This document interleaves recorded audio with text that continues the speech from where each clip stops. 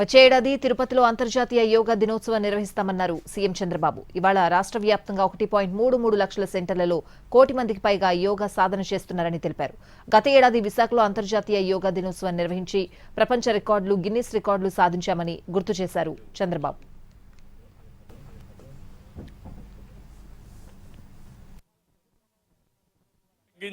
యోగా శారీరకంగా మానసికంగా స్ట్రాంగ్ చేసేది yoga.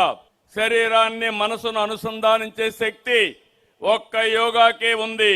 Gym, exercise, walking, cycling, swimming, sports ఇవి ఫిజికల్ ఫిట్నెస్ పెంచుతాయి. కానీ ఫిజికల్ గా మెంటల్ గా ఫిట్ గా ఉంచే ఏకైక సాధనం యోగా అని మరొకసారి మీ అందరికీ విజ్ఞప్తి చేస్తున్నాను. విశాఖలో నిర్వహించాం, రికార్డులు క్రియేట్ చేశాం. ప్రధాని నరేంద్ర మోడీ గారి సమక్షంలో 2 గిన్నిస్ వరల్డ్ రికార్డులు, 21 ప్రపంచ రికార్డులు సాధించాం.